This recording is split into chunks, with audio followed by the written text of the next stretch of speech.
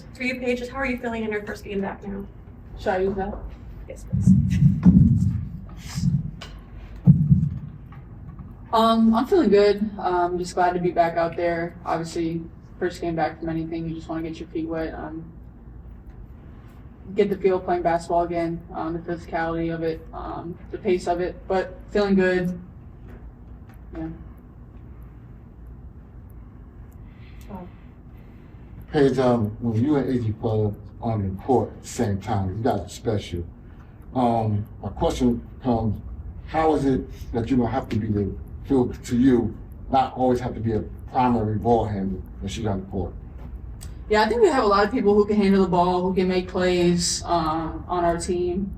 I think we share that responsibility really well, knowing that no one person is going to dominate the ball, and we all want to share, we all want to touch it, we all want to move sides of the court and continue to get ball movement that way.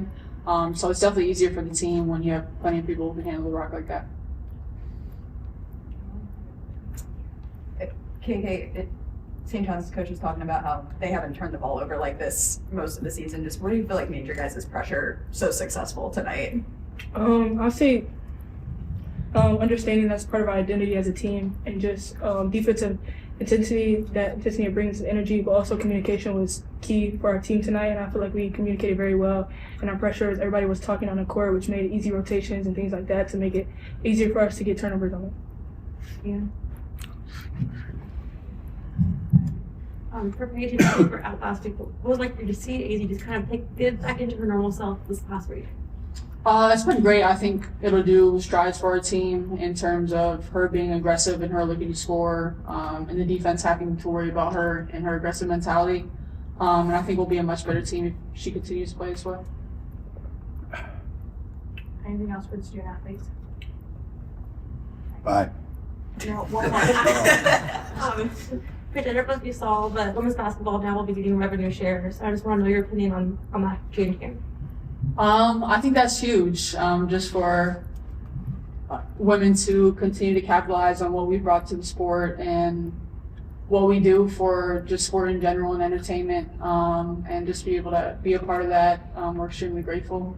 And I think like it's continued to grow as the sport grows, and so it's a step in the right direction.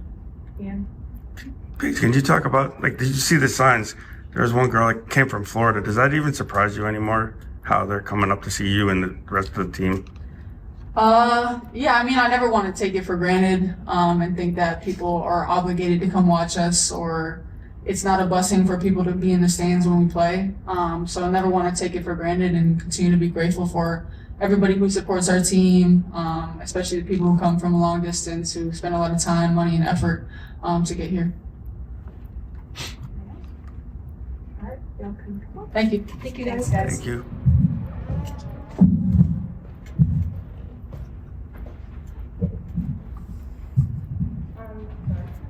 You guys can just go ahead with questions. I'll be back. Anybody that understood anything KK said, raise your hand.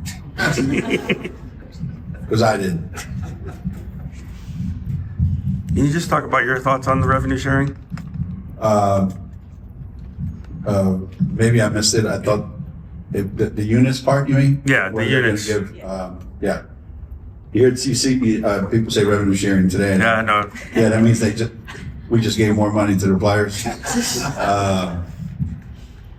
I think, the Big East was way ahead of a lot of other conferences back when we had the big league, 16 teams.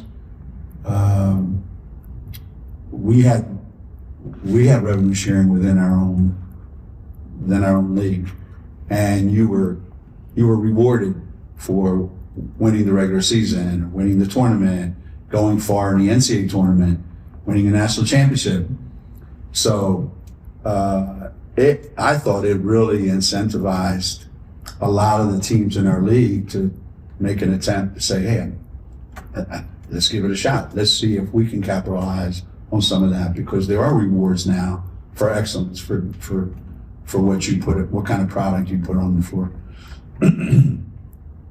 And that was never the case on the big picture scale, where the NCAA, they were obviously been doing this on the men's side for a long, long time. And a lot of the small schools, this is their livelihood, right? A lot of the small schools, they count on their men's team making the NCAA tournament, trying to go deep into the tournament. That is a huge, huge chunk of their revenue as a department. So to have another team, within the department that can theoretically earn that, it's great for the schools. It's great for the future of the game, of the sport. It's another step in the right direction based on what's happened the last couple of years. And like Paige said, it's capitalizing on the momentum that's out there. There is money being put on the table for broadcast rights and any other corporate investments, and the schools are going to be the beneficiary of that, as it should be. It's part of, it's a statement saying I don't think you could ever say we can be totally self-supportive. I don't think anybody thinks that, but certainly, it's a statement that they made today about where women's basketball fits into the big picture of college athletics. Coach, after the USC game, you talk about your big, especially Gianna. From that point on to now, what do you think about her development, especially around the rim? Yeah.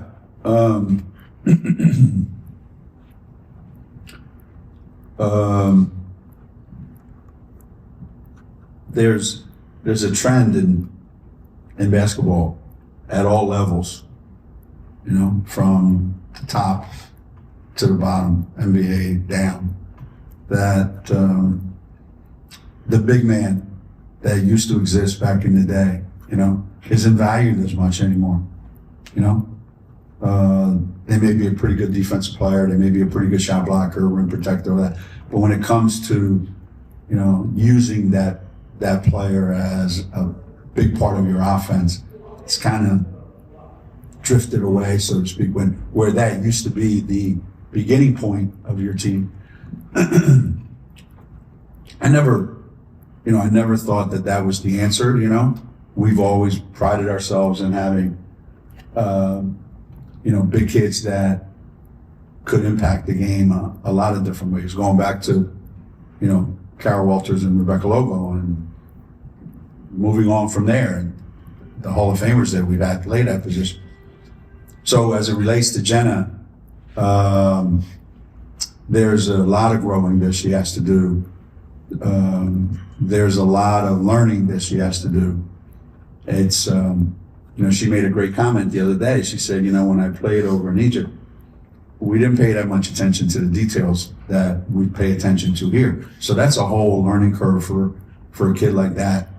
And what ends up happening sometimes is they spend more time thinking than actually playing, which is okay, because you have to learn how to play the game. She's learning little by little every day. She's having more of an impact little by little every day.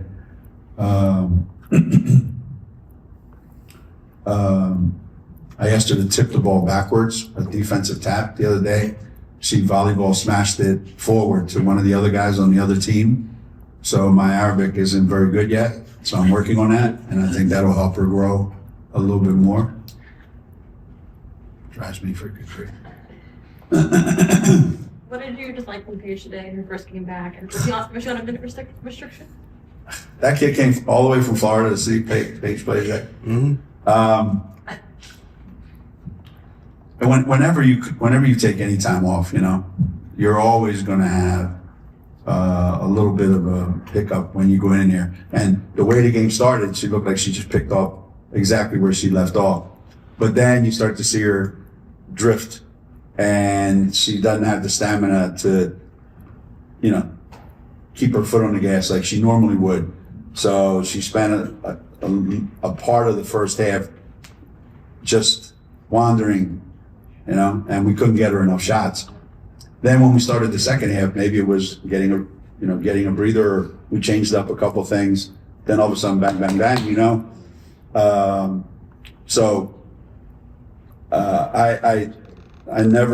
I never doubt, you know, what Paige can do to impact the game, because I've seen it so many times. But I also know she's not a robot where you just put her in, push the button, and everything happens automatically. But, you know, I'm glad we had her back today. She'll be even better on Sunday. And let's just hope, you know, that's the last of this. Was she on her minute restrictions tonight? Well, she said she wasn't. How many did she play? 23 too. 23? Yeah, she played 23 minutes.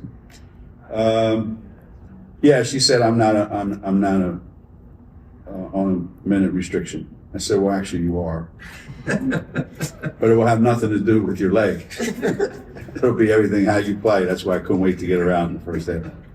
So it ended up being like, I was hoping for like 20, 21, 22, maybe 10, 11 minutes each half, you know. So I think we hit the mark pretty close. With AZ, sorry, I feel like you talk a lot about her consistency in practice. Do you feel like you're starting to see that translate to the game situations now for her? Yeah, she's being more aggressive, I think. I always, again, I always marvel at how precise she is with everything she does. You know, there's not a lot of wasted motion. There's not frivolous stuff that she does. Everything's buttoned down pretty tight. You know, she just plays the game in a way that makes you think, wow, this girl's put a lot into this. You know, she's trained herself to play at a certain pace and a certain level. It's interesting that, and I hope that I can figure this one out, but you know, I think she maybe sometimes feels, when it's all on my shoulders, then I have to do a lot. That's good. When I have to share it with everybody else, that's really kind of comfortable, and that's what I'll do. I'd like for her to kind of be even more like she suffers from the same thing that Paige did and Sarah does, where I think they want to do just enough to help us win, you know. And I like for them to really, and I'm hoping that AZ keeps building on it, you know. Keeps building. That's it. You know, we're building towards March. So, one game at a time. Going back to the announcement about women's basketball being able to earn units, what do you think needs to happen next, and how can they? What can happen? What needs to happen in the future? Relative to the units part, or to just the announcement, or just next? Yeah. Well, now that they've done this. I mean, I don't know everybody knows what the men's tournament is, because they make that public every March, you know, and everybody knows that it's $1 billion business. Where we are right now, whatever the numbers that are out there, I think this year, based on what we do, those numbers are going to turn out to be low for what I think we're worth out there on the market. So what has to happen next is there has to be there has to be an NCAA commitment, which this proves that there is. There's got to be,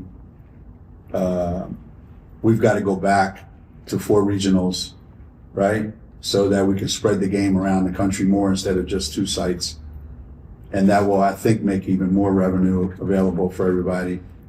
And I think the onus is on the coaches and the players to keep getting better, because once you get the spotlight on you, now there's an expectation, and we just have to keep meeting those expectations. And you know, players like Paige and KK and those guys, you know, they can do a lot to push this thing forward even more so. And the fact that, you know, the league that starts this week, the Unrivaled League, Stewie and Nafisa, that just is more eyes watching, more women's basketball. And all those are going to add up, contributing to what we're doing. It's exciting, and I hope that we can capitalize on it. Hey, Geno. Yeah. You talked about unrivaled. Two former players, Yeah. Stewie and Felicia, fierce competitors against each other in the WNBA, Yeah. bond together to form a league. What does that make you feel?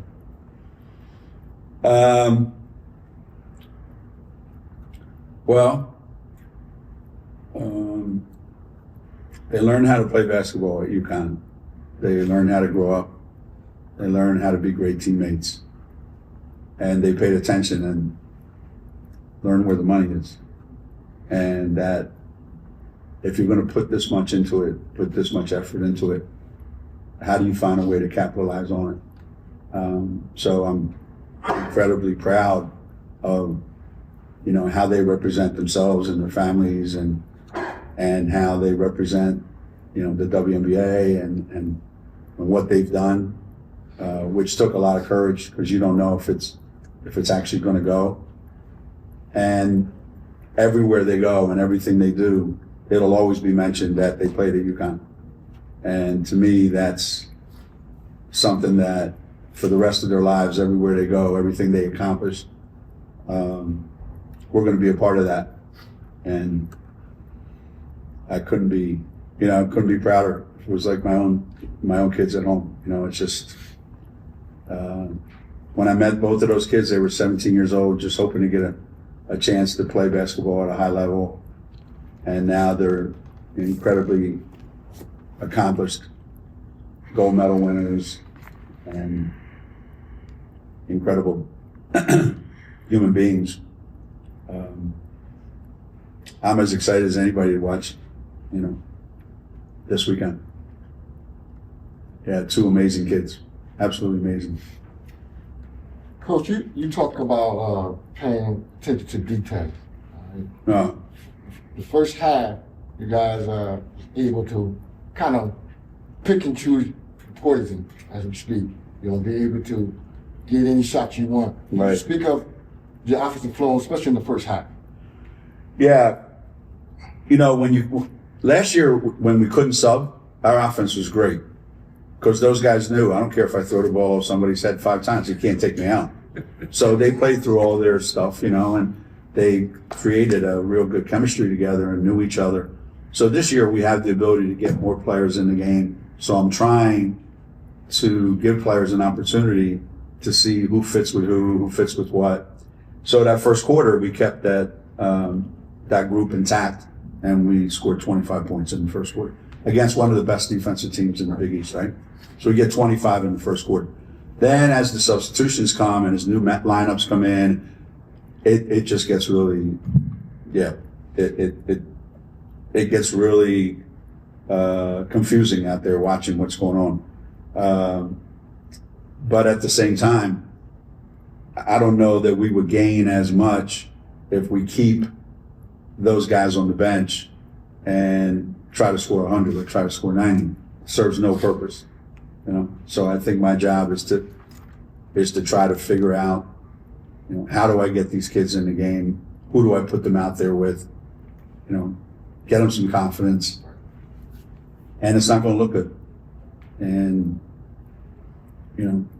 once you take Paige out of the game and you take AZ out of the game, you've got a lot of kids that have not played a lot of basketball, and it's going to look bad.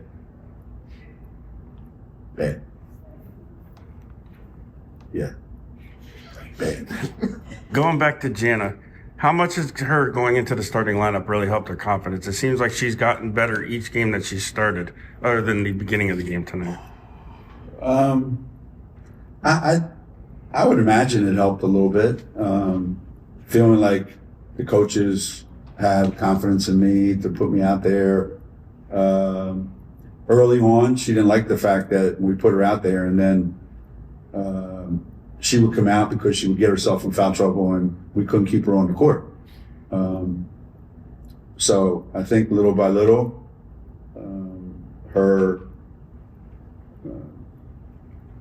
the things that she would do to get her in trouble, she's doing less and less of those. The little things that we need her to do, you know, be a better screener, be a better rebounder, finish better around the basket. You know, there's no rule that says every time you catch the ball in the low post, you have to make 7 moves before you shoot it. Just catch, turn around, right? So as we try to simplify things for her, she's going to keep getting better. And as she keeps getting more confident and she keeps getting better, there's nobody else on our team like her. So we've got to play her, and we're going to need her in games like we're going to see in March.